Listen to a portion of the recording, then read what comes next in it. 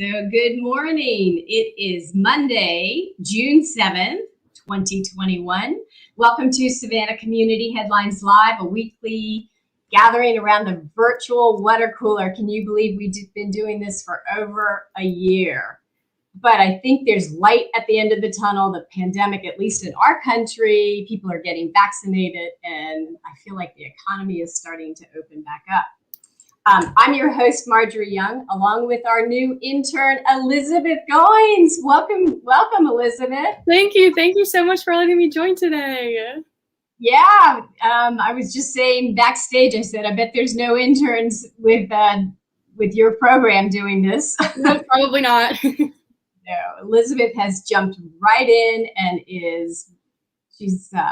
we've already done a bunch of programs together, and she's called the media and she's written press releases. So we're really grateful to have you here this summer. And we hope that you can stay on during your school year and at least continue to do some work with us. So anyhow, thanks for being on, Elizabeth. We've got a full house this morning. We're going to be talking with the Boy Scouts, Safe Shelter, City of Savannah offering free business courses.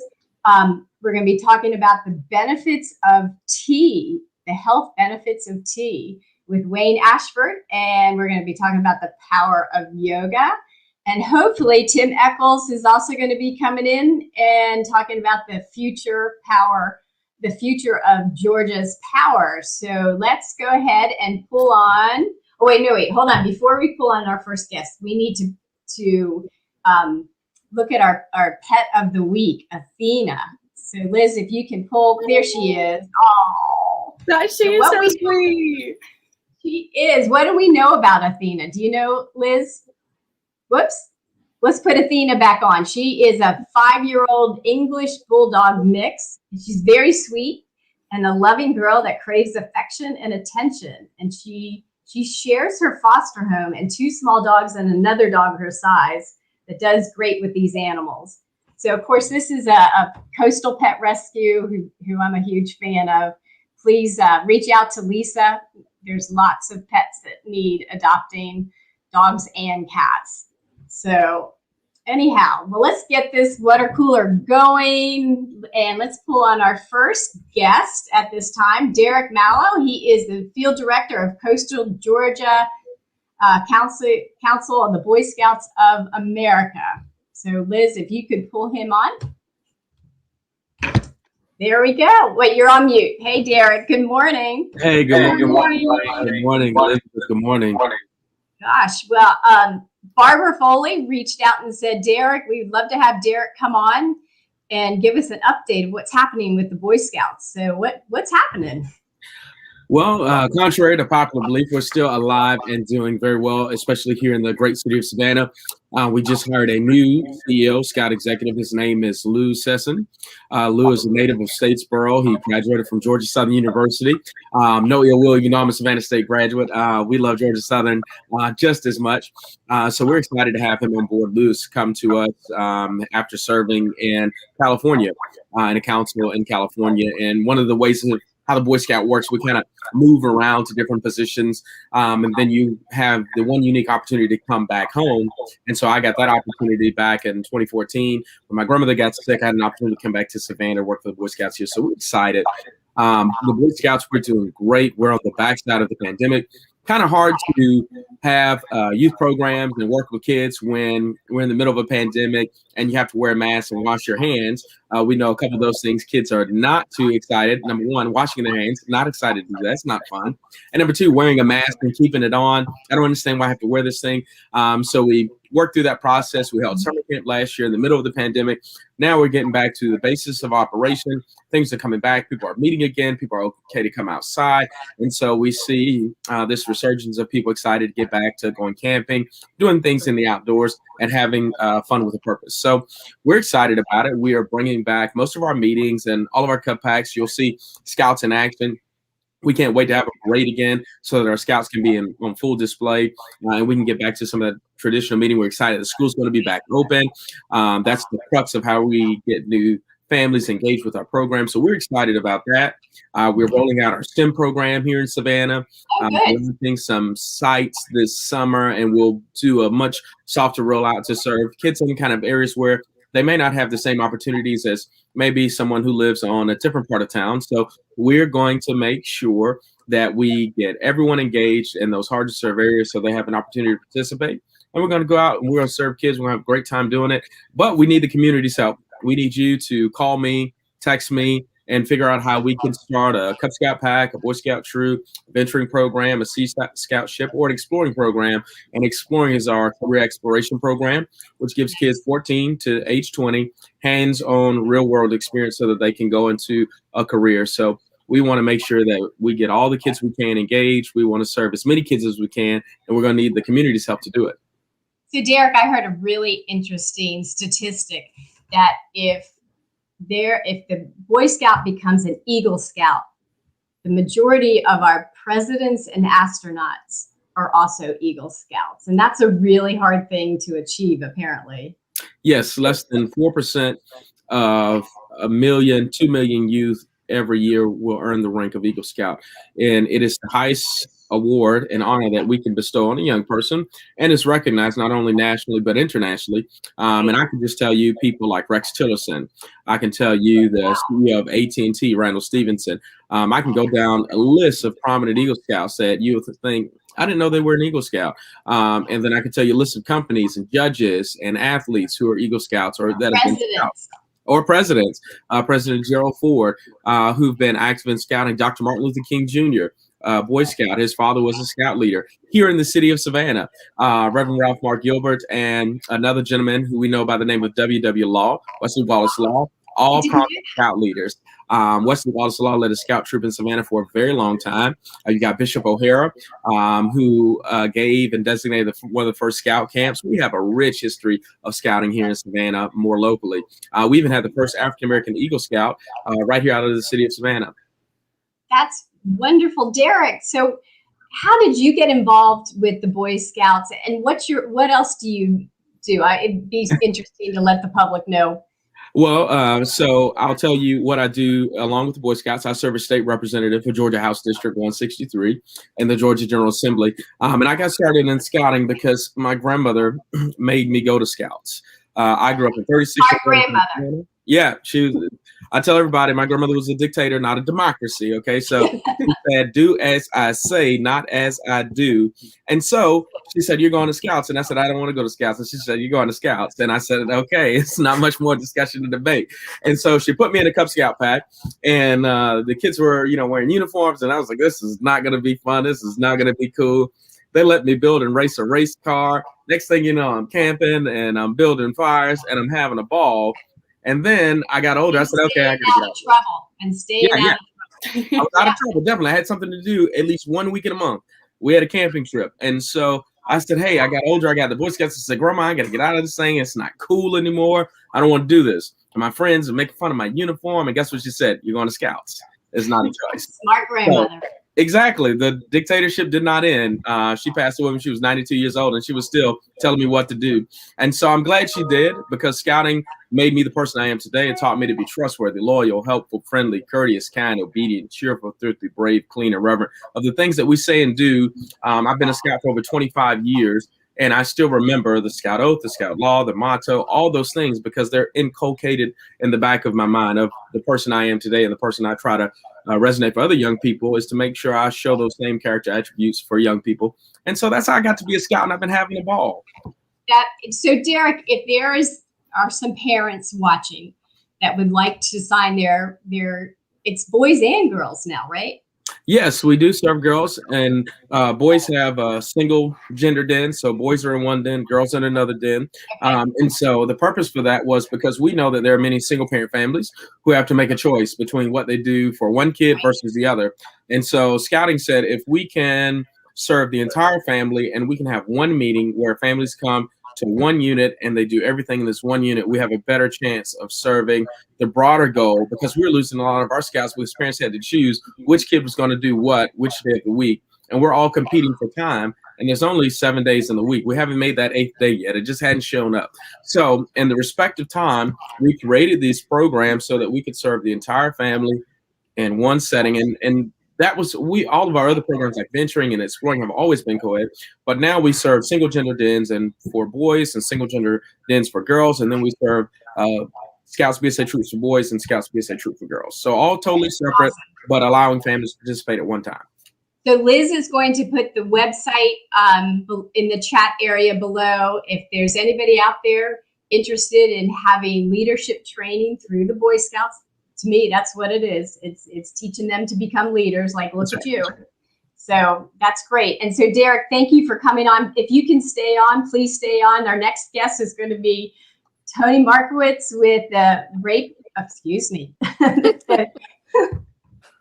Safe Shelter. Safe Shelter. Tony is the incoming president. You're actually already the president with Safe Shelter, right?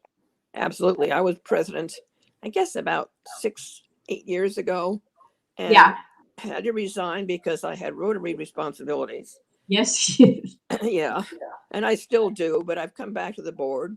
I thought I was just going to be a board member, but due to COVID, there have been a number of changes in the board, and then I got a plea. Would I please come back as president again? So I'm like a repeat offender, I guess. Oh gosh. Well, Tony, your leadership is much appreciated there. I mean, you all have a huge mission, and it's very, very important. So why don't we talk about what the mission is and what you all have coming up?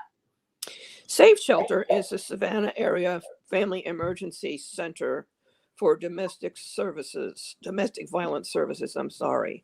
We have a 48-bed shelter, which is about half full now, but during the peak of the pandemic, we were having to place people in hotels.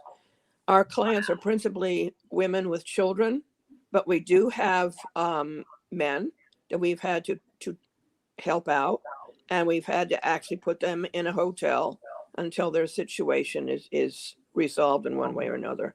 We assist them with their legal issues, filing for a divorce, getting a temporary protective order through our outreach program. And it's been a struggle because due to the pandemic, we have not been able to have any real fundraising. We lucked out this year because the district attorney's office gave us a large chunk of money that really took us through the year and covered our operational expenses. But we're gearing up now for fundraising, and that's a key issue because we're a public agency, nonprofit, and we depend on the public to support us both as volunteers and also as donors.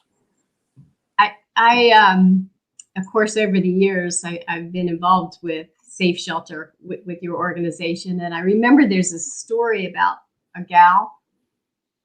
Oh gosh, you might be able to tell it better. The one where the husband got mad and actually ended up shooting her and the child and the dog. Right. Like what? But that's the beauty of having Safe Shelter. You all were able to get her in a secret location and save her life. Not only that, but she's given back in so many ways. She actually joined the board for a number of years and was very active in fundraising and public awareness. Yeah. She's no longer on the board, but if we were to pick up the phone and say, hey, can you come help us? She'd be there in a minute. Our clients are so appreciative for what we've been able to do for them because we actually turn their lives around. We show them that there is a life without domestic violence. What I also really love about Safe Shelter is you just don't put them in the shelter. You also help them afterwards. It might even be finding a job or finding a new house. Talk about that. Yes, in our outplacement program, once they've been in the shelter for maybe 2 to 3 months, we place them in an apartment that is furnished by us and assist them in learning to dress for success, helping them set up an interview. And it's been tough these last 14 months because people weren't hiring for restaurants and some of the other jobs that you would expect. And the biggest challenge was getting landlords to agree to take in new tenants. But it's all kind of settled down now, and we've got everybody placed that I know was waiting for a unit, and we're just looking forward to a full year. Today was the first day of Camp Rock. Camp Rock is a day camp for the children in the shelter, and they have the most entertaining, fabulous program for the next 3 months. Those kids are going to be, they'll learn about things they never knew about. They're going to go to a library. They're going to go to a zoo. They're just going to be doing the things that other kids do, but they've never had the opportunity to do. Tony, that's wonderful. Are there any other events that you want folks to know about?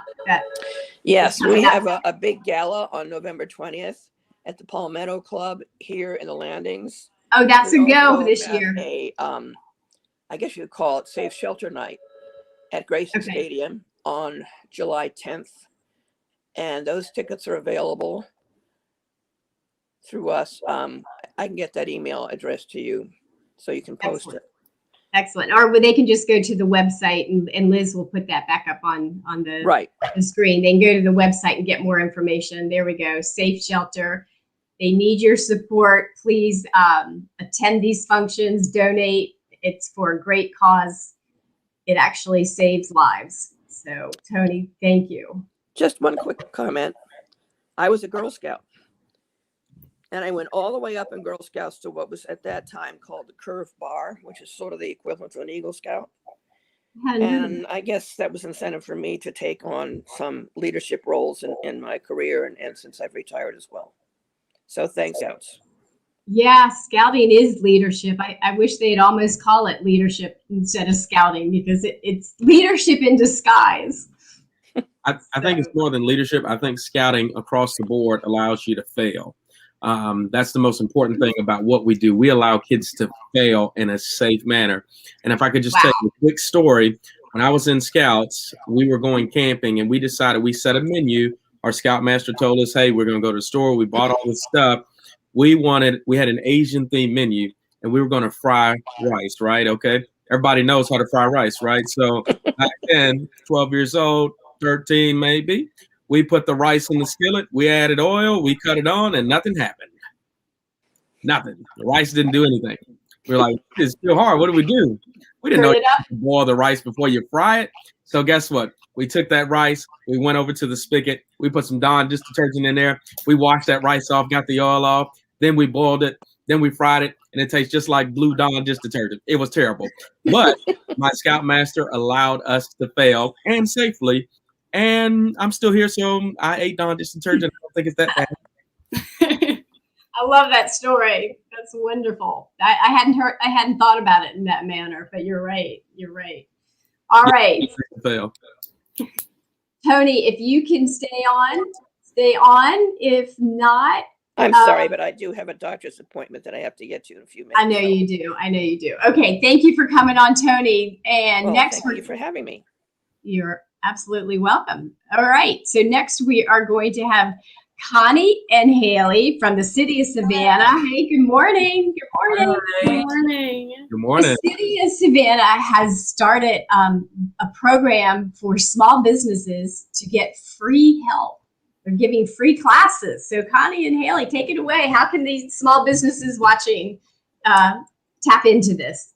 Yes, we have a great free, fully online business education program, and we're really rolling it out right now. So it's a great time to get started. If you are starting a business, you already own a business, you've owned it for 10 years, right now is a great time to join our classes.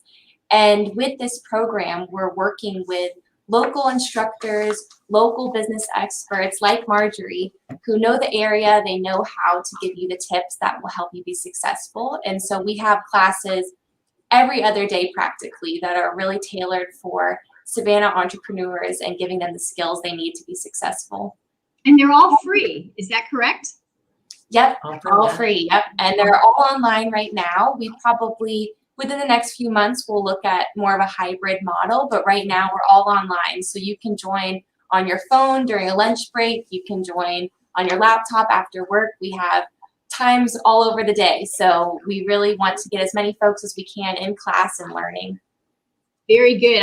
My class is coming up June 24th. I believe it's an evening one at 6 o'clock on how to increase your visibility in the community, increase your buzz.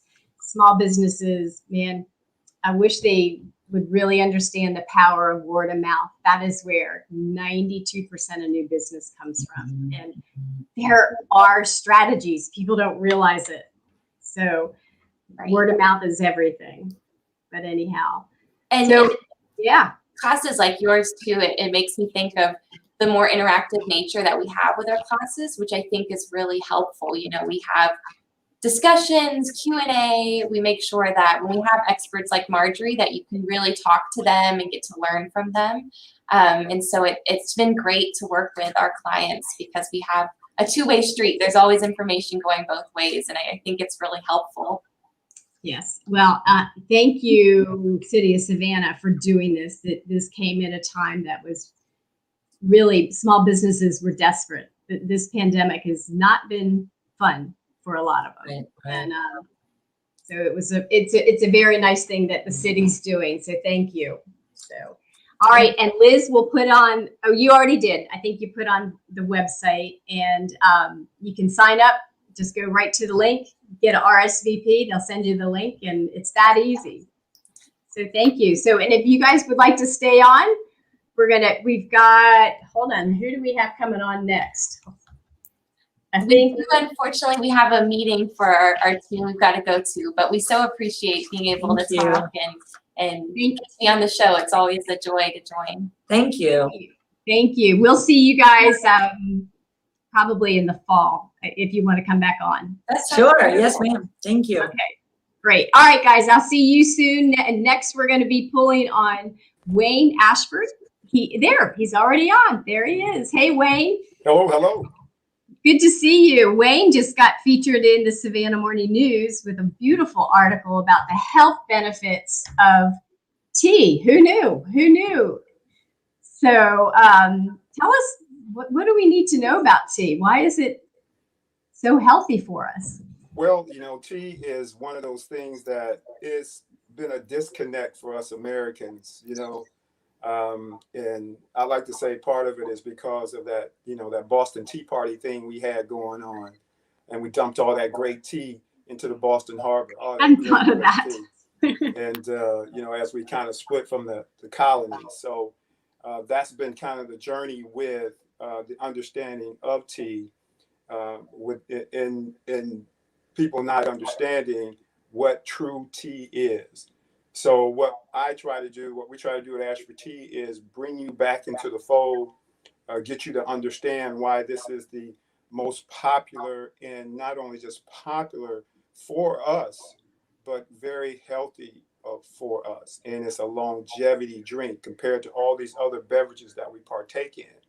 This is the one drink that we forget about as we continue to try to become more healthier. I think we're doing a better job on the food front, but we are still missing the mark on the beverage front.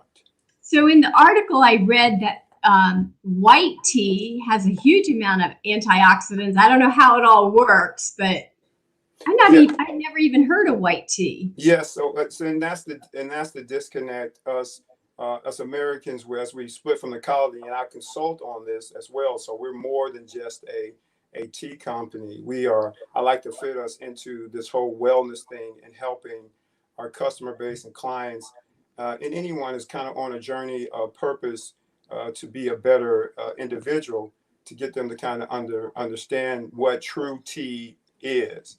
And so we confuse herbal teas, which are not really teas, with tea. So white tea is that first offering from the tea tree plant. So there's 4 basic types of teas from the plants. There's derivatives of that, but the 4 basic types are white, green, oolong, black. Now, most Americans, we consume more black, but the white teas are the most healthiest because they're the early offerings and the buds from the plant, the early buds. I did not know that. And I think herbal tea might have a better marketing arm because they totally had talked about how healthy it was. So and again, and that's, again, I'm not an herbalist. I'm on the real tea side, but I'm very familiar with the herbal side as well for my journey.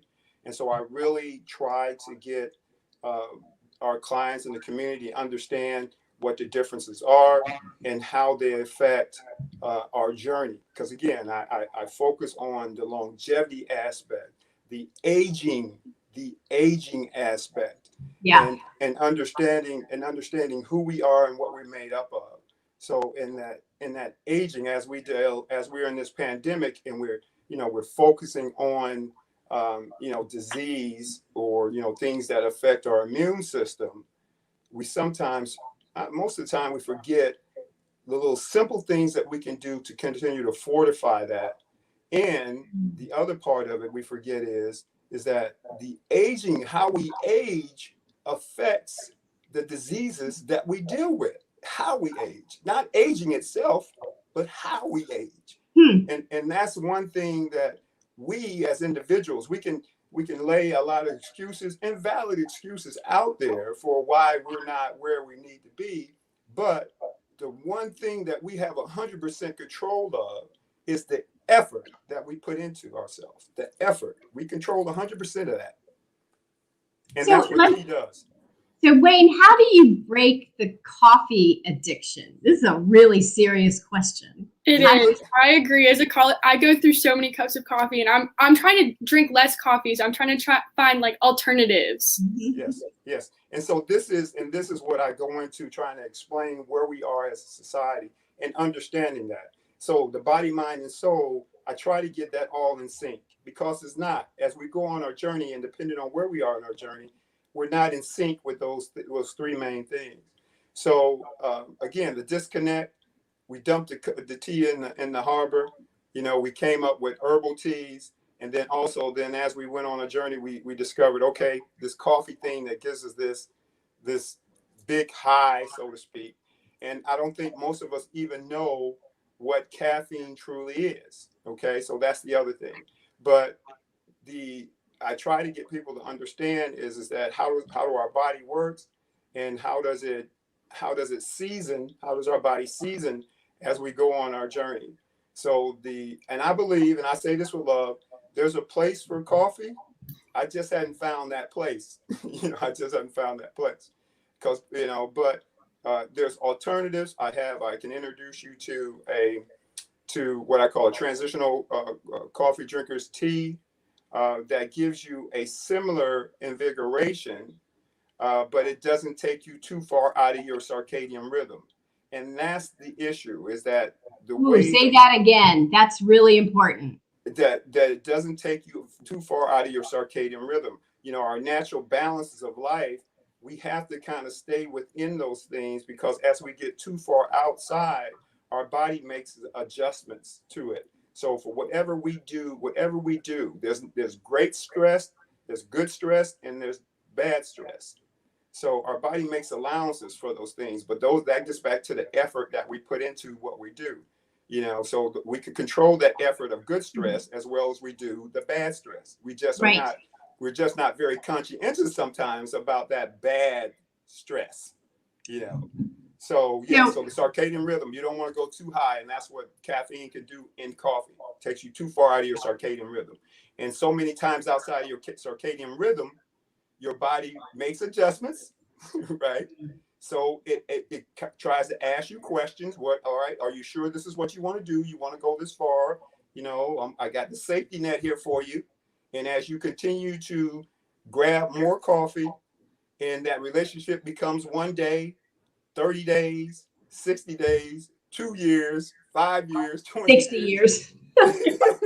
So then the body says, okay, I guess you're going to do this on your own, because we're too far out.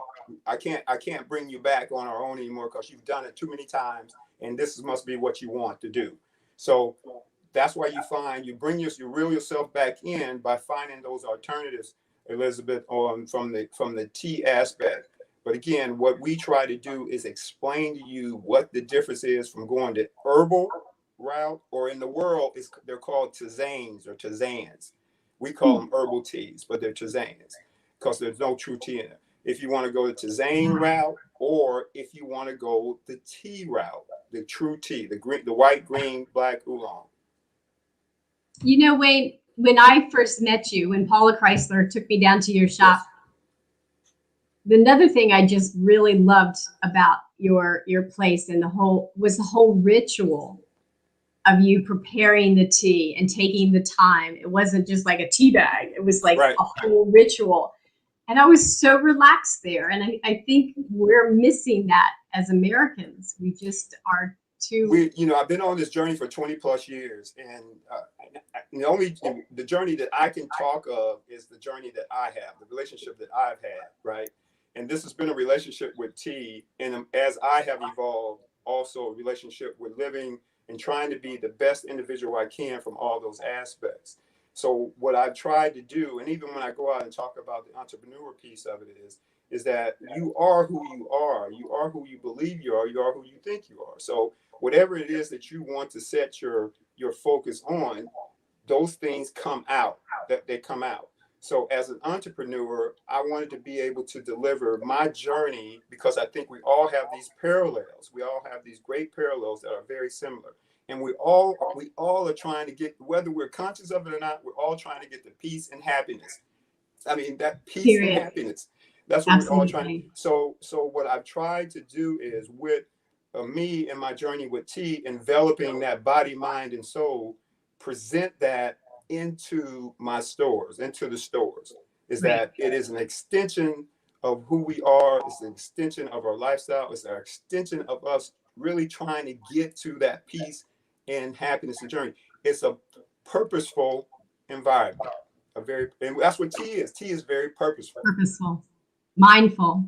Yes, very, very much so. Gosh, Wayne, thank you for describing that and explaining that. And you will be the keynote speaker at the Encourage Health lecture series. Excited. Yes. Live. You were selected. Yep, it is. You were live July 1st at 1 o'clock at Healthy Savannah's Facebook page. It will also be airing on N Market's Facebook page.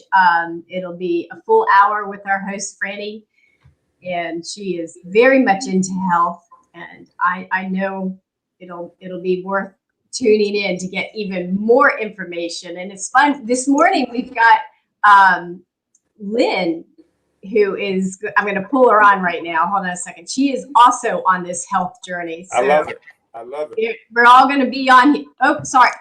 Liz, sorry about that. Okay.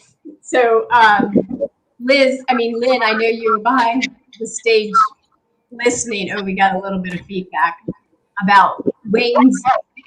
Oh, we got some feedback about Wayne's journey into health. And you have a similar one. I know you've been to India studying, I don't even know if I'm saying this correctly, Ayurvedic and yoga, right? That is correct. Yoga and Ayurveda medicine. They are sister sciences, and it is a holistic practice. And everything Wayne is saying is so true, because we are nature. We are here to function in those circadian rhythms that he's talking about. But the important thing is how do we figure out how to do it unless we know who we are? And this is the beauty of the journey of yoga and Ayurveda, is coming to that self-realization, to find out who you are and to manage the different aspects of yourself physically, mentally, emotionally, intellectually, and spiritually. These are all important components of our evolution and personality development, to figure out how do we function optimally in this system. And I just love this journey, and I am so into it. And yoga came to me at the lowest point of my life. My life was crumbling. My family was falling apart. I was lost. I was a lost soul, and I was seeking. And this is what people need to do when they feel that emptiness inside and they're seeking. It's because there's pieces of them that have not been put in place for them to function properly, and they need to find out how to get to that place. And that's why I'm here. I'm here to help you on that journey. So if somebody comes to you, Lynn, what do they usually come to you for? Is it to do yoga or is it to get well? Or they might not even know. Okay. So first of all, of course, you start out with the yoga classes and the one-on-one helping people achieve some of their fitness goals, as you would say, because in the West, this is what yoga has turned. I mean, this is what yoga people think of yoga. Oh, I'm not flexible. I'm not strong. It's more on a physical level, but that's good because it's tangible. We're able to relate physically. We can see it, we can touch it, and this is the gateway of how we go into it. But it should not stop there because you have to manage all of those other bodies, the mental energy. You know, they say from my teachings that the optimal blueprint of you is the musculoskeletal physical system being able to align with the nervous system. So, you know, you have the sympathetic and the parasympathetic. So if you're in the sympathetic in this fight or flight mode all the time, running around like a chicken with your head cut off, and you can't get anything done, you got to learn how to calm that energy down and channel that energy into How do we do that? What would you tell me if I said, how do you calm down? Get some tea. Okay, so there's many facets to this. So this is what I'm saying. What you eat can jack you up or drop you down, you know? So number one, your food, your nutrition, what you're feeding your body, it needs to be able to run. I mean, the body, I've been so fascinated with it for so many years because it is this amazing machine that we've been given, but it's also a holy temple too. Yes. It's both. And we have all these different energies. And if you think about yoga, I'm trying to simplify it for everyone. So, because everybody has their own different perspective of it. But if you think about yoga, it's, you know, how do we balance the opposites?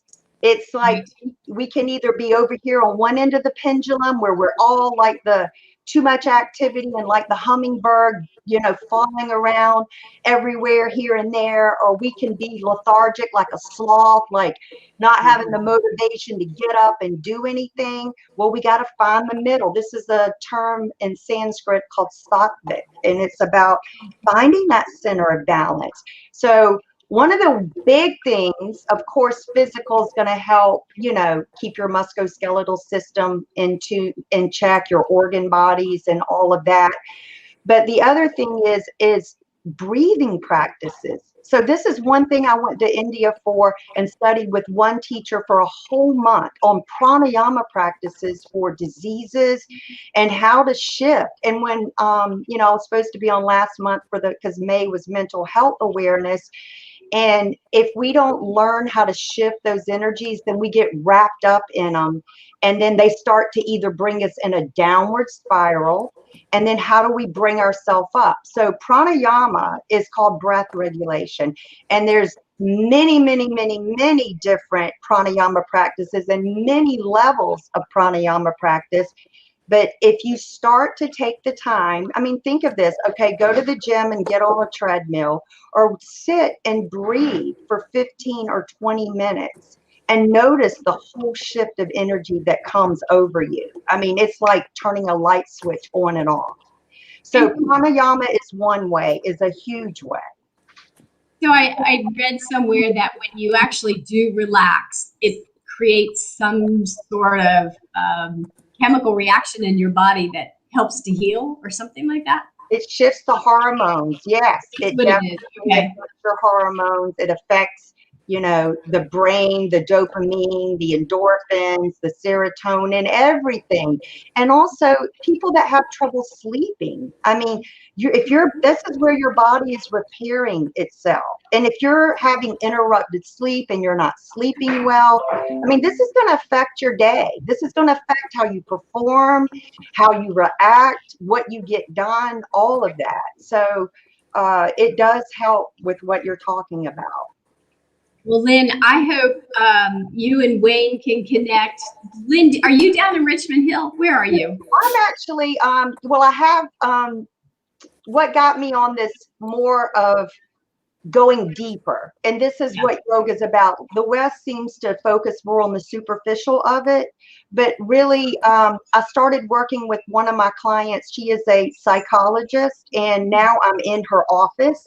Okay. Because really, if people want to, they start with her, you know, but then if they want to continue a journey of wellness, then I add the other components into it. And I have worked with some people and they have had profound effects. I mean, I had one client when he was seeing her for a few years, but when he came to me, it broke my heart because he said, I have no hope or freedom in this life. I mean, can you imagine not feeling that? And then after working with him for like 6 months, he says, I have hope and freedom now. I actually taste it. I feel it. I can experience it. And it's just, I mean, it just makes me love what I do because really, I mean, you're your own healer. You just have to have the knowledge and the tools to be able to integrate that into your life. And once you know how to do it, all these new doors start opening for you and your whole life changes. You know, when you were looking at something, because in yoga, they call it samaskars. We all have traumas. We all have baggage. But are you going to carry that around and keep it from you moving forward and actually be able to unveil your true gifts and talents that you have been given to share with the world and to uplift humanity in the world? That's why you're here. Wonderful. Gosh, and Lynn, you and I met, I have a Marketing Monday with Marjorie, the last Monday of every month, and we just all get together for an hour and brainstorm, and it's a support group for folks that need help with marketing and PR, and that's how I met Lynn. She clicked on, and I was talking to her about how to write press releases and how to just help to increase your visibility. Now you can also go to the free classes with the City of Savannah. And you have been a godsend, Marjorie, because this is the area that I am not gifted in. I'm only gifted in what I'm gifted in. And this is the beauty of learning how to defer and get the people in your community that will help. Like, I've had so many clients say that I'm like a diamond in the rough, but nobody knows who you are. And but you know what, Lynn? Like, now Wayne knows who you are. He's got a huge circle of friends. I got Tim Eccles. He's behind stage. He has a huge circle of friends. I mean, that's how it's word of mouth. It's word of mouth. So that's how it happens. So Lynn, what is your website? And let's see if we can pull it on here. It's www.yogamefit.com. Awesome. Thank you. If you can stay on, we're going to pull Tim Eccles on. It's good. So yeah, Liz, there we go. There we go. Thank you, Lynn. Hey, good morning, Commissioner. How are you? Hey, I'm juggling things this morning. I'm a keynote speaker at another conference going on right now. So I'm sitting here watching their screen. I'm going to have to hop back in there in a second. But I did want to say I'm looking forward to being in Savannah for the Rotary Club coming up on the 23rd. The night before, I'm doing an energy town hall on Tybee Island, where we're going to be talking about all kinds of technology, how to make sustainability work in your life. We're going to look at renewable energy. And if you're considering that, we're going to talk about fuel for vehicles. So it's going to be a great event. And if folks want to know more, you can just send me a quick email, tim@timeccles.com. Awesome. Tim, you've just been there for so many years, leading the parade in sustainability and alternate energy. And we're looking forward to having you speak at the Rotary Club of Savannah in August.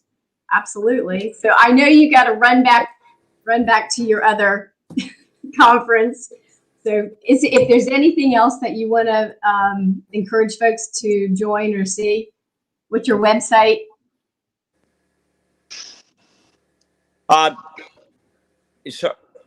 Sorry, I lost you for a quick second, but no, there's so much great things going on. out there. And, you know, folks just need to educate themselves about energy. We're entering in a difficult time in the summer months. Folks need to make absolutely sure their insulation's in good order.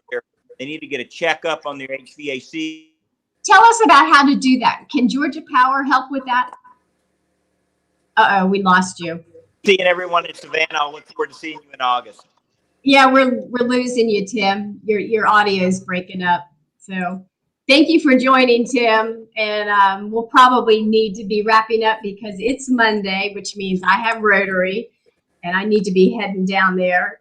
Seriously, Lynn and Wayne, I really hope you get to connect. And Absolutely, we must. Yeah. And Lynn, if you can tune in on July 1st to watch Wayne's Encourage Health lecture series, that would be great. And even head down and bring some of your friends to his tea shop. It really is. I certainly will. And that is July 1st. And what platform is that on?